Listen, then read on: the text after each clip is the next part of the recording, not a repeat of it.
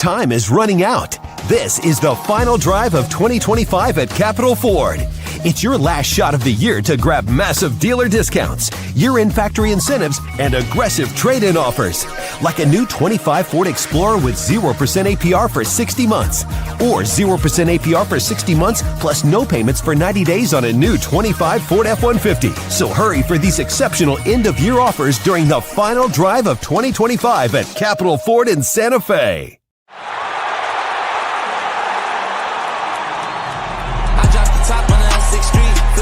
See the MVP, passing it off like CP3. Shawty, she calling me MVP. I be on time and something you ain't never seen before. They call me the Dama, really want my whole team to score. Damn, yeah, too icy, yeah, too clean, yeah, my zone, yeah, 2-3, yeah, got shooters that hit from deep, bust like Giannis, yeah, too mean. Bright lights like we at the garden on P. Don't get me started. Whole team walk through me to party. If I can't make the play, I'ma lob it. If you jump, that's right on your head. Had to put him to sleep, go to bed. I'm a star, drop 50 and left. From the logo, like I'm Steph. Put it up, knock him down every time. Going hard like my life on the line. Catch me on the course, I would've dime. Never losing, I put it on mine. Had to get out my shell, I've been laying low. They get real when it comes to the playoffs. You fight with me, no one's a KO.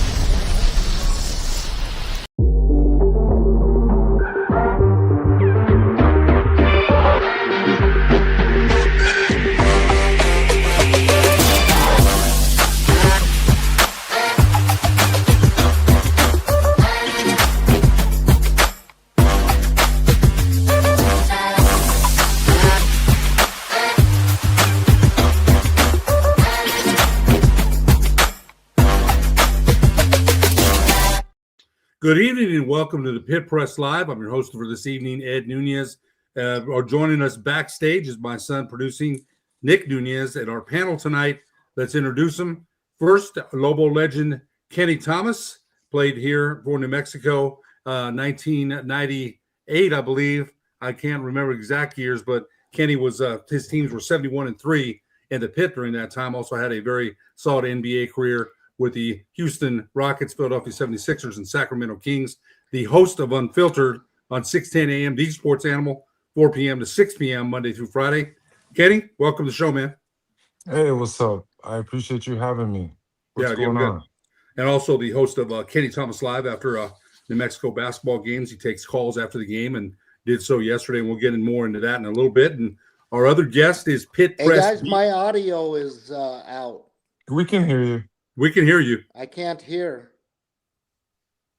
Oh, man. Well, Mark can't hear us. Mark, you might have to log back in and log out. Log back in. I don't know if you can hear. I'm gonna have to. I hate to say this, but check to see if make sure you're not on mute or something. You know what I mean? Let me text him real quick and see if he might be on mute.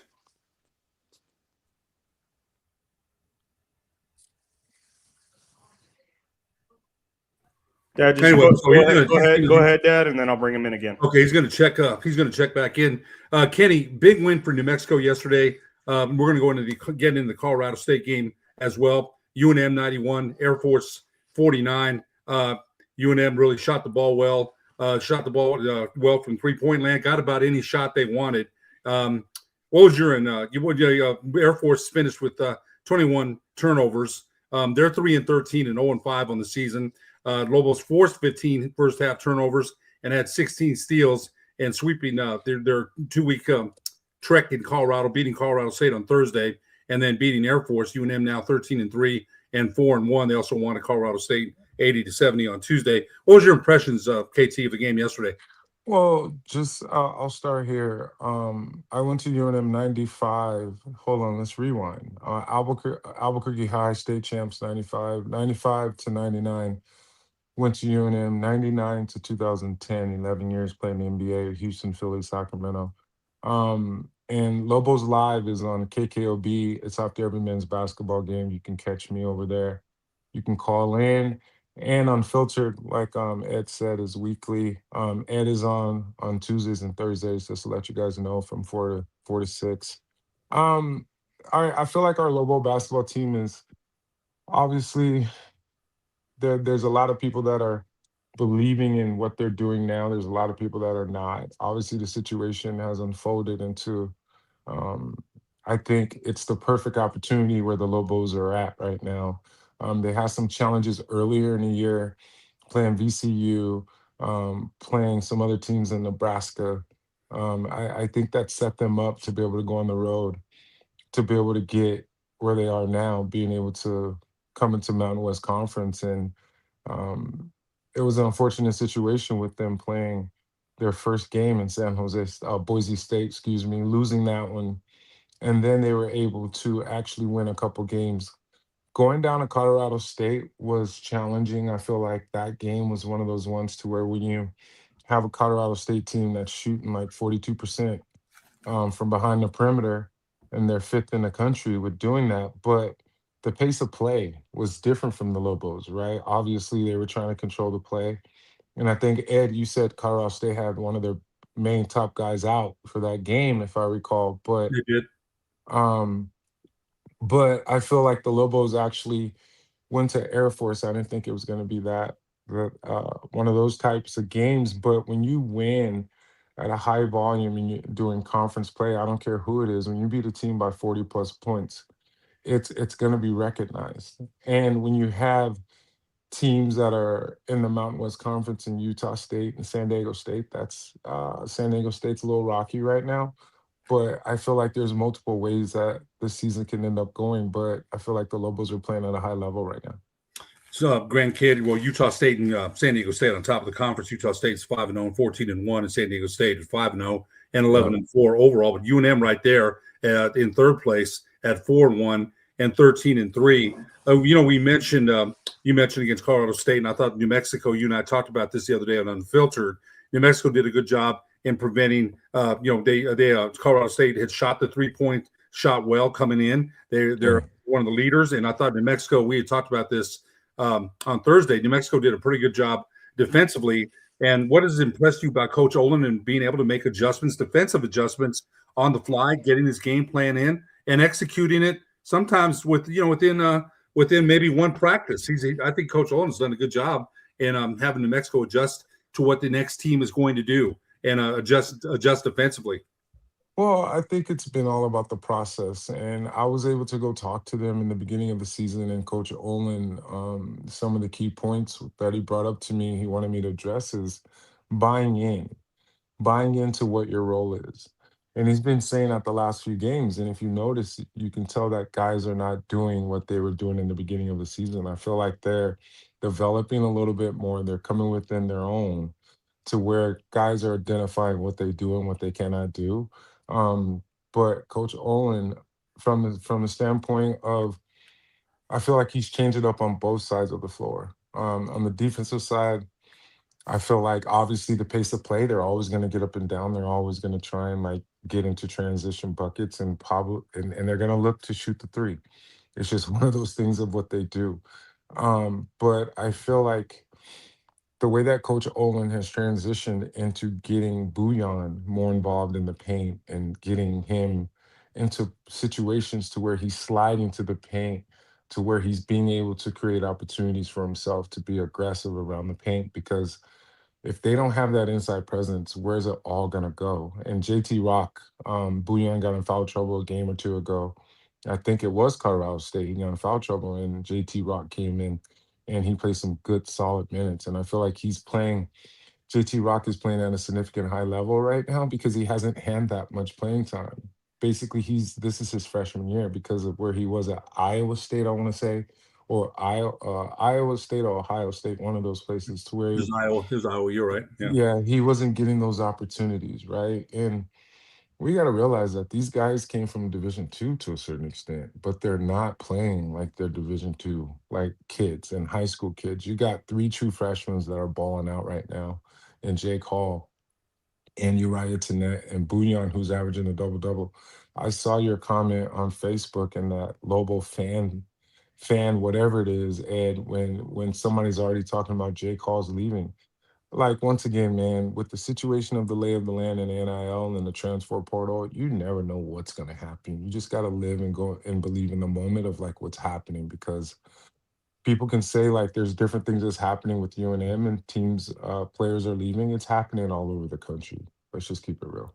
Enjoy what you what my comment was. Enjoy what we can, and we have no control. You and I talk about you said that to me. Enjoy. Don't worry about what's going to happen tomorrow. Enjoy what we have in front of us. Now, you mentioned Jake Hall. He broke a freshman record that you held and Phil Smith held, a freshman scoring 20 points. There's some highlights here as we talk of scoring a freshman scoring 20 points. And yesterday he had 24. Now, you and I have talked about Jake Hall, and we'll get into some other players later.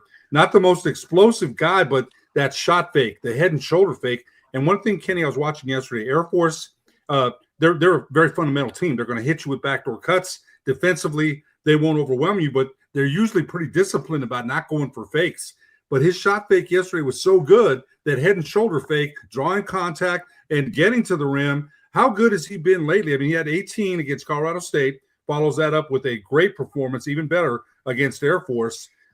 What's the limit for a guy like Jake Hall? I mean, again, we mentioned sometimes he'll roll down, he'll get to the rack, not explosive, not athletic. He tried to dunk yesterday and missed. But that's not his game. But those 3-point shots and the shot fakes, the head and shoulder fakes, I thought were really good yesterday. Well, if you notice, a lot of Jake's threes to a certain extent are going to come off of guys penetrating and being aggressive. When you have an Antonio Cho, like you just saw, attacking, you can only limit guys so much from getting downhill. So what is it going to do? Defense is going to have to collapse, and that's going to open up situations for Jake Hall. But Jake, I've noticed his tempo it's not that fast, and it's a little slower than normal. But he's a freshman, right? It's one of those things to where I feel like he's going to develop into a stronger player once he's able to get his legs stronger and get under him a little bit more. But it's a matter of when you have a guy like him. I'm not saying he's like Royce Only. I think he's far from it to a certain extent. But when you have a sniper that has the green light to just shoot the ball, man, it's developing and building confidence to where you're like, man, I could go out here and I can miss like he did at Boise State, and I think they went like 2 for 22 as a team, or he can come out and score 24 points. And you talk about records, man. Records are meant to be broken, and he's a true freshman, 18 years old, breaking my record. I can live with that. And Bunyan, he's 23, but records are meant to be broken once again, and I have a lot of them. So No that's the doubt least about of my that. worries. Yeah. Oh, yeah. There's no doubt about that. What we wanted to say is that Phil Smith was part of that freshman record, and Phil. People that forget, Phil was one hell of a player, one of the best Lobo point guards there was here for sure. And you're right. You definitely. I got to play with Phil on the base a little bit, Ed. Not to interrupt you or jump No, in no, there, no. but yeah, I got to play against him and with him up there on the base a little bit back in the day. So yeah, I've seen Phil's game.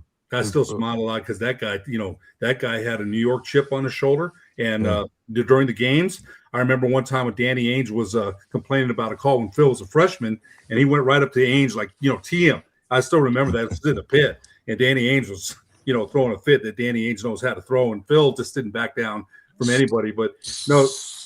Which team was that? What year was that? That team? That's when Phil was with Kenny Page, Jerome Henderson. That was Gary Colston's first year here. His first year is 81 or 82, I believe. Okay. Yeah. Cool. So we got Mark Smith in here now. He's just going to go on his voice. He's not on camera. Mark, you wrote the write-up about the Lobo game yesterday. A great write-up. You wrote for many years for the Albuquerque Journal. We're a sports anchor on KOB. Won an award for being the sports anchor of the year and sports writer of the year. Not many people have done that. But Mark, what was your impression of the Lobo game yesterday? That record, unlike Kenny's, is not made to be broken. Oh, the one that you got the award. I'm the only guy to win Sports Writer of the Year and Sportscaster of the Year in the state of New Mexico. So that's quite an honor. Yeah, quite an honor. That is an honor.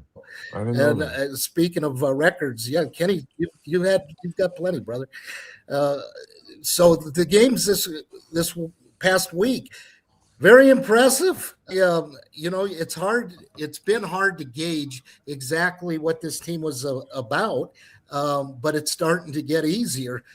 They are a balanced bunch with a lot of good athletes and some great shooters. when Hall's he gets a little streaky sometimes, but when he's on, that just opens up everything, obviously. And then, like you guys were talking, I just caught the end of the little conversation you were having there. But Bullion and JT Rock inside. I mean, Kenny, these guys look really balanced, do they not? Well, when when they started the process of getting Bouillon and JT involved, especially Bouillon, I feel like they are starting to become that balanced team. Obviously, Coach wanted them, Coach Olin, he identified them as a perimeter team to a certain extent, and they're going to get up threes. And I didn't really like that. And it's not a matter of me not liking the way that they're playing. That's just the way the game is nowadays. So I just Yeah. feel like they're transitioning a little bit better to get the ball inside and like try and get those bigs involved because they're not going to win a lot of games in the Mountain West Conference if they're playing like that Yeah, on the Ed. perimeter. Yeah, go ahead, Tick. The 3 of 25 against Boise State, the 3 of 25 from threes against Boise State was painful to watch. That you kept waiting for him to try a few different things that game. But now you turn around with CSU and Air Force, and the three balls are falling. Although we're still trying to figure out how strong this conference is, and you guys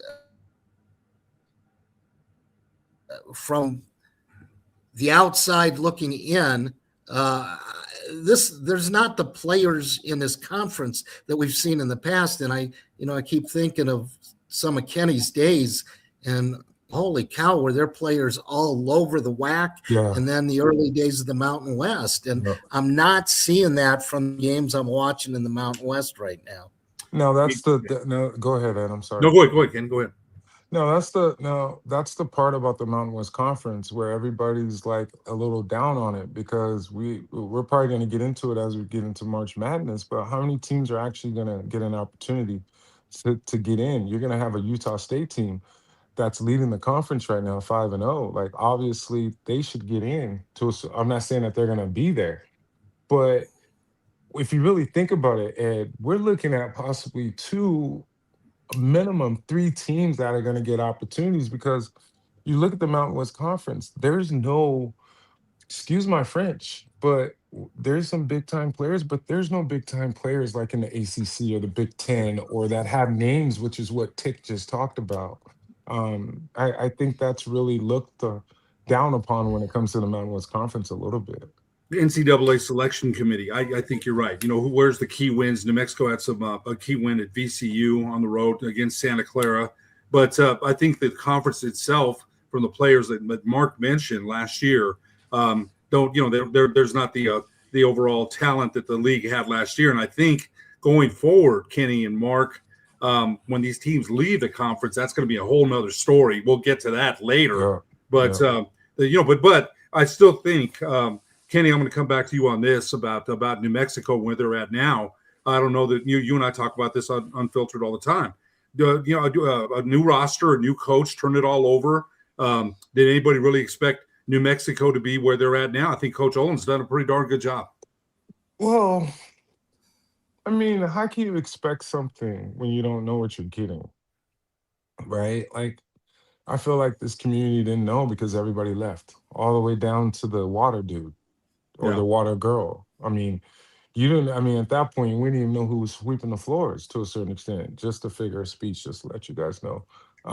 But what Coach Olin has done, from going from the college that he was at, transitioning over to D1, playing against Michigan, only losing by like 2 points or so, and then he comes to New Mexico, and here you are with an opportunity to be able to play on an unbelievable platform with an unbelievable tapped. When I say tapped, I'm talking about this community that wants to engage. They want to know. They want to be a part of it. And I feel like with everybody that was invested in Patino over those couple of years, I feel like people are going to start coming around when it comes to Coach Olin. And I'm not just saying that because I'm supposed to, but I got something for you, Ed. Is this team really not as good as Patino's teams last year. It's a If you different. It's a really think yeah, about it, yeah. like it's close, I would say. You know what? You and I talk about this all the time, as well as on Unfiltered. It's a different system. Okay, so we knew last year that Donovan Dent and Nelly would do the two man high pick.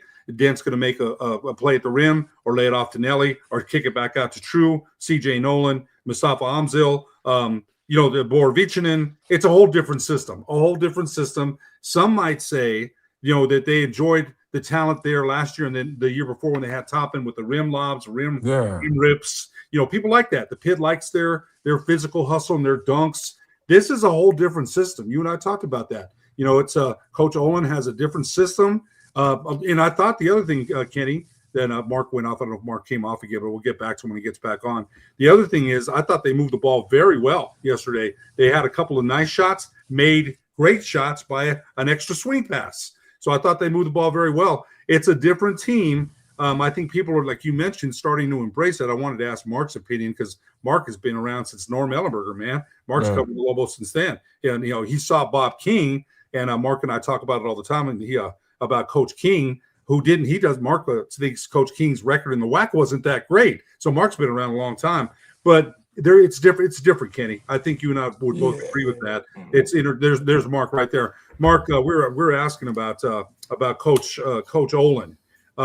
You've been around since you and I had a discussion about Bob King a couple months ago. You saw Norm Ellenberger. You've seen them all, man. Where do you think Coach Olin is in his first season as New Mexico's head coach? You there, Mark? Okay, I'm back. Yeah, I'm sorry, guys. My internet is just gonzo here. I don't know if you got that question. Did you hear my question? I'm not even sure. I'm in the process of getting a new one. I don't want to say. Kenny, you can tell me who sponsors you with the internet. Can you guys hear me? Yeah, we can. Can you hear us? Can you hear us? Yeah, I apologize. It happens, man. I've just got brutal internet service here. It happens. Go ahead. Let me ask that question again. Can you hear me, Mark? Okay, he's up. He's just having a lot of problems with his internet. Anyway, going back to what you said, Kenny, it's just a different system but again, the people, they love Toppin, right? They love those. They like that exciting play at the rim. But this team is I think winning. It takes care of a lot of things. They're playing very well. And then somebody wrote this to me today. Xavier is 9-7 and in 10th place in the Big East. So Coach Pitino, he wanted to go to Xavier. He went to Xavier. It's a lot different conference there in the Big East. But what is your opinion about last year's team to this year's team? You've covered them. Well, I feel like this team is way deeper. And you can tell at any given moment, there might be an opportunity for all the way up to 8 through 10 can come in and score. You got Jatavius Miller. Jatavius Miller that came in the last two games is playing phenomenal. Where'd that come from? You know what I mean? But when you think about the depth of Patino's team last year, there was no depth. When you think about the ball getting stagnant, I felt like it was very stagnant. This year in the beginning of the season, the first 5 or so games, the ball was stagnant. Now I feel like they're starting to run more pick and rolls. They're starting to get more movement. The flow of the offense is moving a little bit better. But it just comes down to the point to where when you get down to 10 seconds or less, you got to go set a pick and roll. That's the best thing in basketball because you can't guard it. That's just me. Yeah, it's very, hey, Nick, we got our producer, Nick Nunez, in the studio. Son, weigh in. What are your thoughts so far about what you write previews, reviews? You do it all, man. So you've covered a lot of Lobo basketball. You'll be at the game on Tuesday. Give us your thoughts. Yeah, I'll kind of echo one of the comments that we have here from Keno Keeney. This team has much better depth than last year's team, and I think I agree with that. Kenny just mentioned to Javis Miller. He's had some really good games the last couple games, double figures against Air Force. He had another game couple games ago. I think it was against Wyoming or against San Jose State. He came in, hit 2 threes off the bench. So I think they get good bench production. And then just the scoring, it's evenly distributed. I think they got 4 guys in double figures right now. Dad, you were already talking about it. It was the Donovan Dent and Ellie Jr. Joseph show last season. They had other guys chip in too, Borovichinen, Milicevic, those guys, True Washington. They got double figures at times, but just Eric Olin's system is designed to spread the ball around a little bit more, and I think we see that a lot with this team. Yeah, there's and you to your point, Kenny, Milos Vicentic, who came off the bench 3 or 4 games ago, scored 19. All of a sudden, we haven't heard too much. He's buried on the bench. But the thing we've seen with this bench depth is Javis Miller hadn't played a lot. All of a sudden, he scores 11 against Colorado State, and then and had a good game against Air Force as well. So I think these guys are sometimes when you haven't played, your game isn't together, man. But these guys seem ready, and I don't see a lot of the attitude, body language when you're not playing. So I think, yeah. You guys know what I want to see more? I want to see. I hate to say this, but this is college. You got to get these kids ready from when they start playing. Like, I'm not saying that Coach Olin isn't doing that, but I would love to see some more transition pick and rolls. Just random go get dudes. It's just going to open up the floor, and it's just going to add more spacing and more value, especially with this squad being the perimeter team that they are, because they don't run for layups like they should. They run for threes, which is layups to them, I guess. But that's just me. Yeah. You know what? Go ahead, son. Go ahead. Well, it's just such a different game now, and I mean, I think Eric Olin's scheme kind of favors a 3-point shot at times. He'll tell you, like, we want to get into the paint first. Everything starts with getting into the paint. But a lot of the time it's, drive and kick. And a guy that I agree with you, Kenny, Antonio Chol, and I'm not the only one that's been saying this. A lot of Lobo fans have been like, he needs to go to the rim more. I think 2 games ago, since they got back from the break, he had 34 shots in like 3 games, and 26 of his 34 shots were from the 3-point line. Mm. Yeah. I mean, he's 6'9", man. With that wingspan, he takes up like 10 feet with his first step. Get to the rim. He can finish there. So, yeah, just wanted to make a quick point on that. Go ahead, Dad. I think that one of the things that Kenny, you and I have talked about, Antonio Chol, and I still say a 26-point game is coming, but there's times I see him on the perimeter, jab step, and he'll settle for a 3, attack the rim. You always say, attack the top foot. And sometimes it's frustrating for me to see he was a junior college All-American. We know the ability's there. I still think we're going to see a big game from him somewhere down the line. But he had 11 against Colorado State and struggled a little bit yesterday, going 1 of 5 from 3 and finishing with just 5 points. But again, they didn't need that. They didn't have to worry about him scoring yesterday because I don't know if you saw Tomeo Pones at the end of the game. He gets to come in, and that kid has got a stroke, man. That kid can shoot. We haven't seen too much of him, but he came in at the end of the game and hit a 3 and hit a free throw. And that kid, he's a freshman too.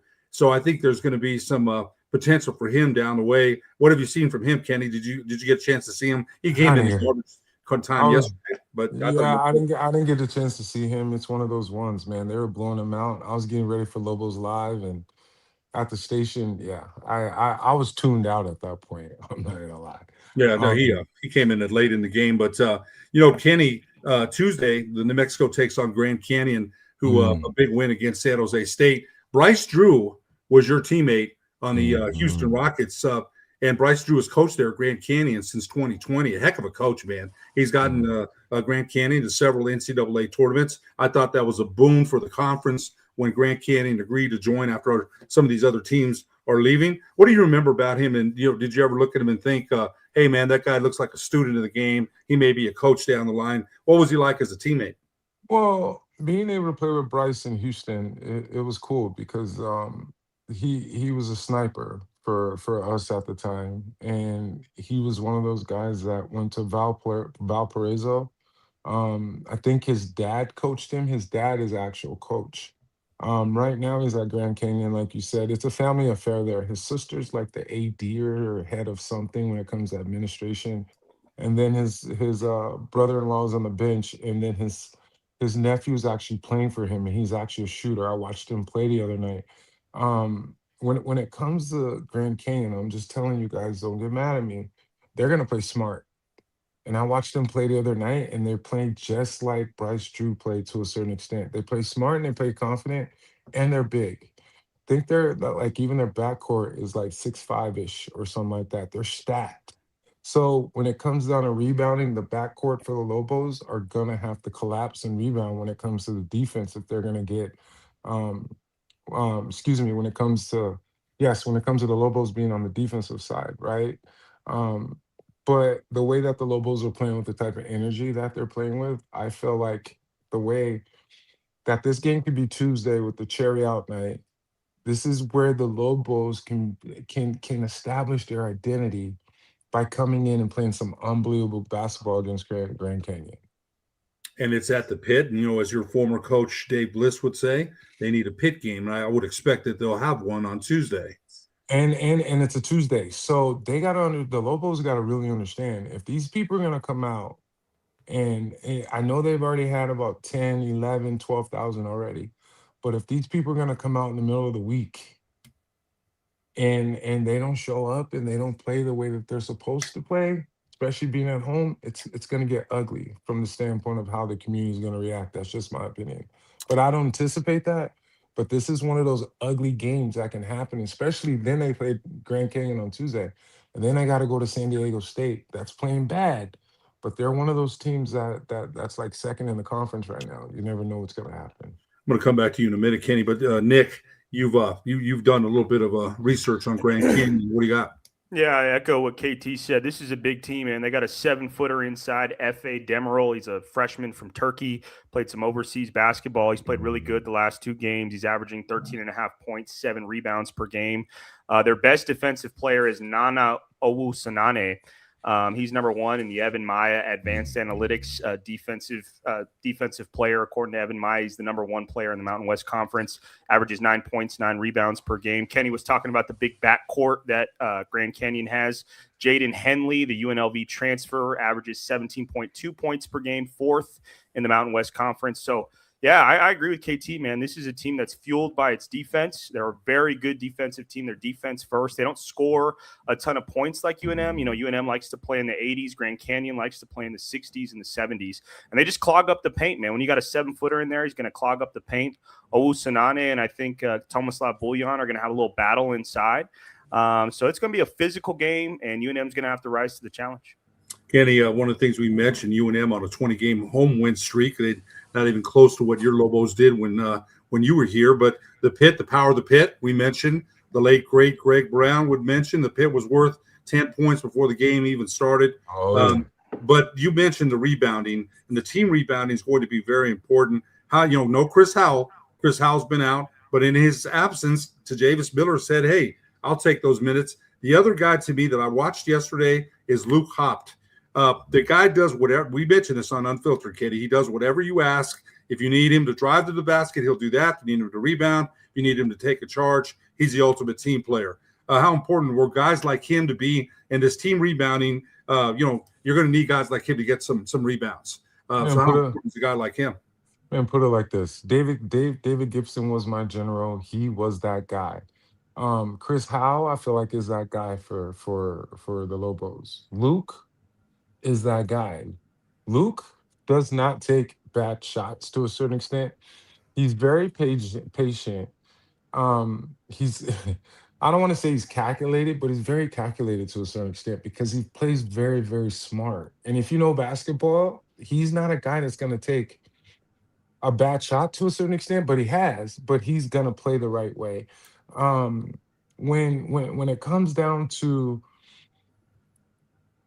this team creating an identity, I think that identity is going to have to start transitioning to the defensive side, because if they don't, I'm going to say this again, if those guards don't crack back and help rebound and do other things that's going to help them to be able to be successful, like the small things, it's going to be very interesting. Because when I saw that Boise State triple overtime game against San Diego State, it was stupid, man, because when you think about it, Boise State just beat the Lobos at home. And then you have a situation to where I think Boise State was down and they came back on the road. Don't quote me on that, but I could be wrong. It's just the Wild Wild West right now, especially when it comes to conference play. But I'm excited for this team. And when it comes to rebounds, man, people have been putting it out there. I don't know how you guys feel about this, but would you guys play Bouillon and JT at the same time? You and I, mentioned that we talked about that on Unfiltered, and I think it's due to what matchups are there. Can JT Rock get back on defense and get out and guard on the perimeter? Those are things that Coach Olin has to take into consideration. He said they asked him about it, Jeff Brammer, about 3 weeks ago, and he said that not right now, but that might be something we consider in the future. So maybe the future is tomorrow. Kenny, we're going to let you go, man. You've been with us a couple of. We appreciate it, Kenny. I really do. But before you go, tell us about Unfiltered. Tell us about Kenny Thomas Live. Tell us about what good Kenny Thomas has got going on, man. Because when I talk to you, we have a lot of fun, and you always tell me about what's going on with Kenny Thomas. Let us know. Man, I appreciate you guys. First off, this coming Tuesday and Thursday for the men's Grand Canyon game, I will have Ed Nunez on with me for Lobos Live, you guys, for the first time. You got to check that out. And then Saturday, San Diego State game, I will have Nick Nunez on with me, you guys. You got to check that out. And then this coming week, obviously, Unfiltered, Monday through Friday. Monday, it's only on from 4 to 5. My Texans are hopefully about to whoop up on the Pittsburgh Steelers tomorrow night. In Pittsburgh, it's going to be a very interesting game. We're favored. I say we like I'm a part of the team. Texans are favored by 3 points, almost 4 points. It's going to be interesting. But Ed comes on Tuesdays and Thursdays, you guys, from 4 to 6 Unfiltered. I just have a variety of different things going on. You can go to Kenny Thomas NBA to check out some past clips of Unfiltered. You can go to YouTube. Search Unfiltered with Kenny Thomas. You can go to all the podcast platforms as well and search Unfiltered with Kenny Thomas. I'm looking at having some other celebrities on. Rich Paul, who's dating Adele, all the way down to Kendrick Perkins, who played in the NBA. I've already had Steve Francis on in Metta World Peace, and I'm going to have some other entertainers and celebrities on that are friends of mine as well. And I appreciate the opportunity to be able to come on, you guys, and thank you so much. Kenny, one thing about you on Unfiltered, you always promote the pit press. We can't thank you enough for that. You and I, when we're on, we have a lot to talk about, and they may go in one direction and start off in one, go in another. And you know what? It's always fun because something you say may jog my memory, and I'll say something. You'll say, "Hey, I remember that," and then we just go on, man. And sometimes it's not about sports. We'll talk about other things too. And you mentioned you wanted to bring entertainment up and life situations. You let me talk about the Bernalillo head girls coach, Ashley Duran, who's got breast cancer and is still coaching the Spartans. You let me mention that the other day, and now I thought that was important. So Kenny Thomas, Lobo legend, host of Unfiltered Monday through Friday, 4 to 6, also host of Kenny Thomas Live after every Lobo game. We really appreciate you being our guest tonight. Are you kidding me, man? I appreciate it. As always, Nick, you do amazing with them stats, bro. I appreciate you guys, and you guys have a good one. Kenny, we'll talk to you soon. We'll be back. Nick Nunez and I will be back after these messages on the Pit Press Live.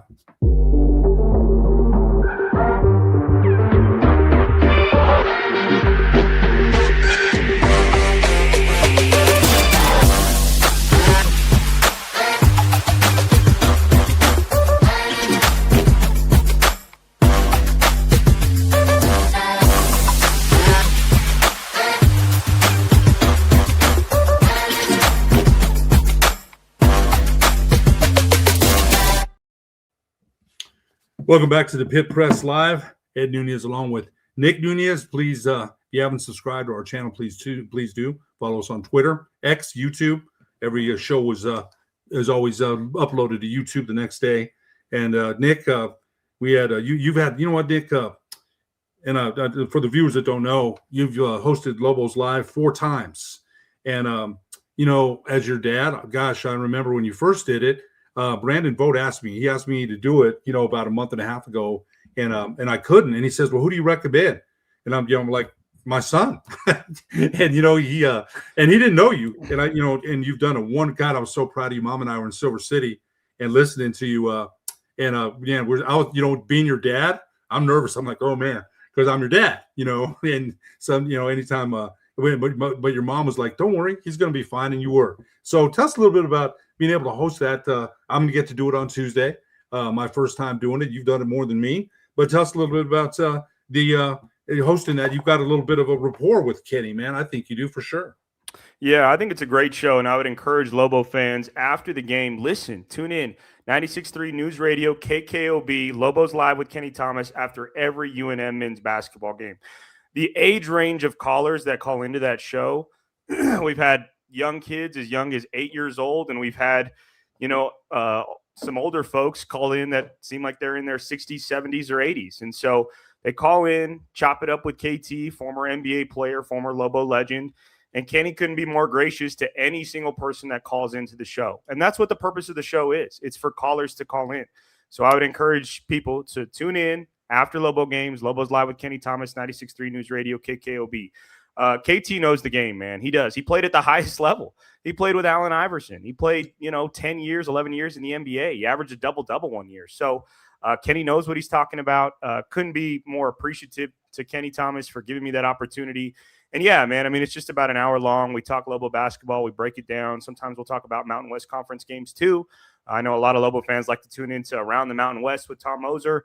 That's fine. But I think, you're getting a deep dive into Lobo basketball on Lobos Live with Kenny Thomas that you don't get in Around the Mountain West. So, I would encourage people to tune in, man. It's a good show. Yeah, and all due respect to Coach Moser, we've had him on our show as well. You get a deep dive into Lobo basketball here as well. We're very proud of what we've done on the Pit Press, and we've grown. Eric Moulton, happy anniversary to him and his wife. He couldn't join us tonight. He's been the driving force, man, getting us the sponsors, making sure the banners are up, the production. I can't thank Eric enough, man. And it's great working with somebody that cares about the product, and he sure does. Nick, Lobo preview of Grand Canyon was great. I have to laugh, man, because you always want to be at the Lobo game, and I understand that. I do. Sometimes I'm at Western. I have to cover in the Mustangs, and I have to depend on you, what you saw in me, and you will sit there and decipher it. But we're going to turn the page a little bit, talk about a little bit about some high school basketball, which you and I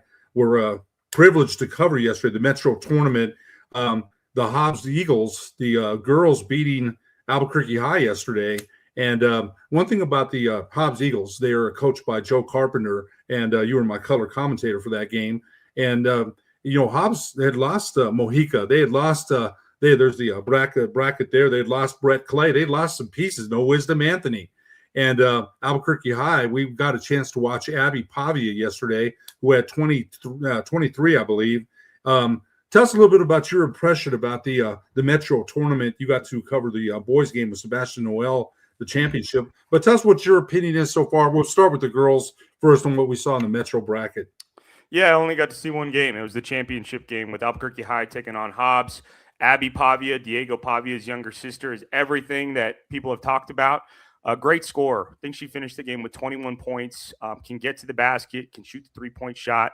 Only a freshman, and she's got a lot of swagger, right, Dad? She's got all the confidence that Diego Pavia has. She has it, man. You can definitely tell it's his sister. She looks just like him. If you look at her in the face, God, she's a spitting image of him almost, in my opinion.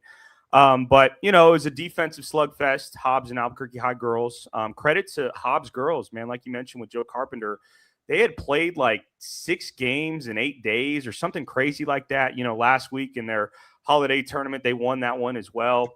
Hobbs girls played in the girls state championship last year, fell to Sandia, lost like 6 or 7 seniors. The core of that team that had been together for 4 years, all gone. And, Coach Carpenter has the Hobbs Eagles back at the top.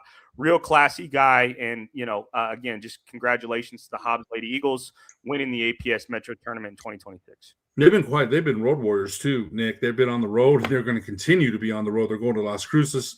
And one thing about Coach Carpenter, he's just a low-key guy. And we saw him get a little upset yesterday about he thought there was a 3-second call, and that might have been the most upset I've ever seen him. I had him on the sports desk about 2 or 3 years ago. And him and I have just remained friends. I can call him out of the blue, like, hey, what's up, coach? And we'll just sit there and talk about hoops, about life. He's a good man. So congratulations to the Hobbs girls for winning on the girls' side of the tournament. Now, we saw Volcano Vista and Volcano Vista and Cleveland for the boys' championship. You did that game with Sebastian Noel. And tell us, I went home and watched on Comcast Channel 26. Thought you and Sebastian did a fabulous job. Tell us about Volcano Vista first, who has won 4 championships in a row. They're missing a Owino, a Cillian. They lost some key pieces from last year. Tell us a little bit about what your opinion was of them. Yeah, well, I think Volcano Vista had won 4 straight APS Metro tournaments as well. And, for people that don't follow high school basketball, excuse me, the APS Metro tournament, I mean, that's the biggest tournament of the season leading up to the state tournament, at least in the city of Albuquerque. There's a lot of great tournaments around the state. Some of the smaller school tournaments are fantastic as well.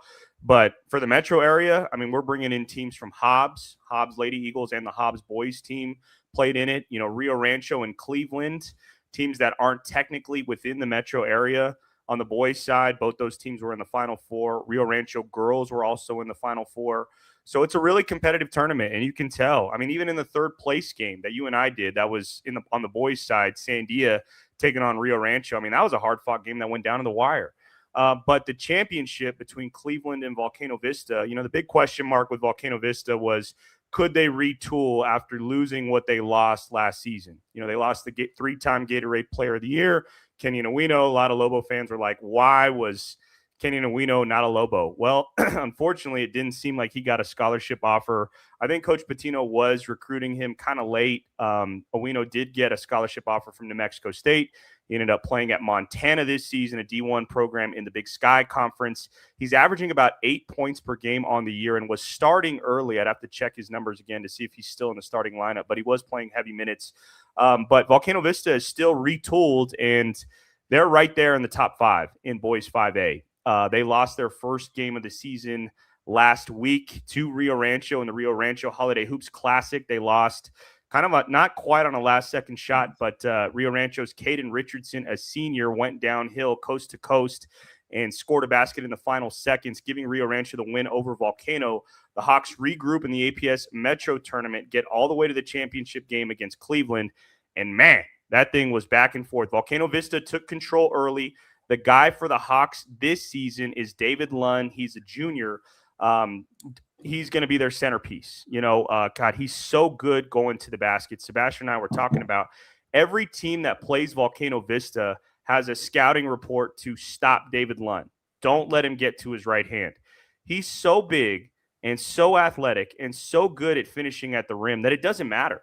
But you got to give credit to Cleveland and head coach Zach Cole. David Lund started the game with about 13 points first quarter, and then early in the second, he was imposing his will on the game, and then Cleveland's defense really just anchored in, and it was team defense. They denied David Lund the basketball. I think he finished, I want to say, with 25 or 28 points, but the bulk of those were scored kind of in the first 12 minutes of the game. Cleveland's Remy Albrecht, I wanted to say he finished with 28 points in the game. The night before that, in the semifinal against Sandia, he only had 4 points, and Cleveland beat Sandia 59-37. But this was a game where I think he knew my team needs me to take over and score offensively, and he did that. And that's what we were watching for a good part of the game was Remy Albrecht for Cleveland and David Lund for Volcano Vista just going head-to-head in a heavyweight fight. And Albrecht got the last laugh, man. You know, it came down to kind of a one-possession game. Cleveland took the lead about mid-third quarter, held on to it all the way going down to the fourth. Volcano Vista cut the lead to 2, 50-48. The Hawks had the ball with about 10 seconds or so left, and they have to go the length of the floor. They do. They get it to Drayden Montgomery. He's a sophomore. He drives to the basket, and Remy Albrecht gets a clean steal with 2 hands, races down the other way, and gets some free throws to put it away. And, man, you know, you got to give credit to Cleveland because they had been beaten up by Volcano Vista the last 4 years. I think they beat them 1 or 2 times in the last 4 seasons. Zach Cole, a phenomenal coach in his 3rd season coaching Cleveland. Before that, he was the head coach at Santa Fe. And, man, you could just tell in the gym at Del Norte High School, all those fans that were there for Cleveland were just so excited, man. So excited because – again, they had been beaten so many times by Volcano. This was the time where it's like, man, we finally got one on these guys, and it tasted so good. You mentioned, there's also Bryson Bowie is a fine player for Cleveland and AJ Vigil. Then you mentioned the team defense. I think I talked to Las Cruces head coach William Benjamin today, and we were texting back and forth. His Bulldogs are going to be right there. La Cueva head coach Eric Orell, I'm going to have him on the sports desk on Tuesday. His Bears will be right there. I think this is a season where it's all up in the air. You know, Volcano Vista, you mentioned Kenyon Owino was one of the best big men we've ever seen come through this state, for sure. It's unfortunate he didn't end up a Lobo. He's doing great where he's at. But when you have him, Asilian, Lund, you can forget it, man.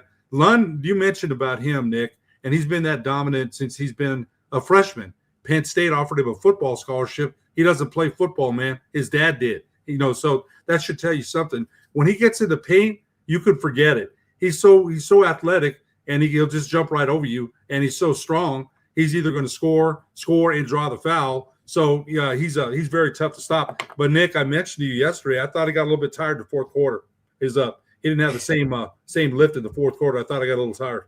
Yeah, Sebastian and I talked about that a little bit. And, considering Volcano, they had the late game the night before, and it was wire to wire with Rio Rancho. And, Lund had the game winner in that basket. It was, I believe, a tie game. And he goes 1-on-5 pretty much. He got the ball on the inbounds. Rio Rancho went to a trap. It was like a 1-2-2. They tried to take the ball out of his hands. And, Lund, again, he's just so big and so athletic and such a good finisher. He went 1-on-5, straight line to the basket, and dunked on everybody. So I think you have a good point on that, Dad. I think fatigue may have set in.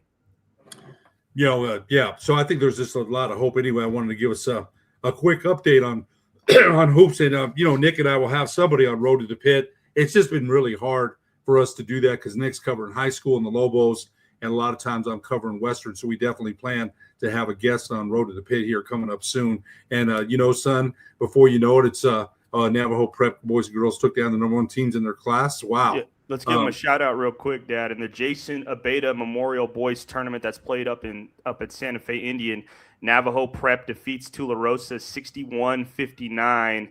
And on the girls' side, it was Navajo Prep taking down Santa Fe Indian girls 46-43. So you got to show love, give credit where credit's due. Congratulations to Navajo Prep, both boys and girls. Absolutely. And John Romero, one of our great listeners, wanted me to give, and we need to, ex-Highland Hornet Jose Murillo kudos on his outstanding play at Eastern New Mexico. And they did give us, that we played them last week. Well, I say we on the Western New Mexico announcer, and Eastern beat us 93-85. Very, very physical game. Western had tried to double and triple team him, Murillo, in the first half with some success. And the second half, he's a load, man. He's got to spin to the baseline, and Western had covered that pretty well. But in the second half, he just started drawing fouls. He's not explosive or a dunker, but he's got great footwork. And you know what? Him and Jesus Licon, who's out there for Eastern, are just two of the finest kids you could ever meet in your life. And me being a Hornet son, I'm gonna show them Hornets some love. I'm the Western New Mexico broadcaster. Got to give them some love a little bit, man. And I tried to. Son, anything else? I thought it was a great show. We weren't able to hook up with Mark Ticky Smith. He had some problems with his internet, but we definitely want to get him back on. We can't thank him enough. Nick, I'm real proud of the previews and things that you write and the recaps. Tell everybody a little bit about what you've learned from Mark Smith and Greg Archuleta as far as writing. Two phenomenal writers, man. Greg and Mark have been doing this for a really, really long time. These guys are skilled in the way that they know how to break down a game. What we try to strive for with the Pit Press on our written product, we're not going to give you a treatise or an encyclopedia that's over 1,200 words long. We understand, man, the attention span sometimes is low. We want to get out what we think are the most important parts of the game, and we want to do that in 700, 800 words or less. So couldn't thank Greg Archuleta and Mark Smith enough for being a part of the Pit Press. They do such a phenomenal job in helping our written product get to be where it is. Yeah, you've done a great job. I'm so proud of you. I read a lot of your everything that you write, and everything that Mark writes, everything that Greg writes. Like what we mentioned, we think we've got as good a team as anybody there is on the Pit Press. We're very proud of what we have, and we get guests like Kenny. We get guests like Daniel Ferris, to break down games. Ned James. We get a lot of great guests. So please continue to subscribe to our channel. Stay tuned. Pit Press has a lot more great things coming up. Son, you got anything else? No, I'll just shout out Eric Moulton too, man. We couldn't do anything without him. He's the one that gets the graphics together. The graphic you see at the bottom right there, that's all him, and everything else is him. So just couldn't thank him enough. Again, happy anniversary to him and his wife Jen, celebrating their 6th anniversary tonight. That's going to do it for tonight's live Pit Press. For producer Nick Nunez, our special guest tonight, Kenny Thomas, Mark Ticky Smith. I'm Ed Nunez. We'll see you next time on the Pit Press Live.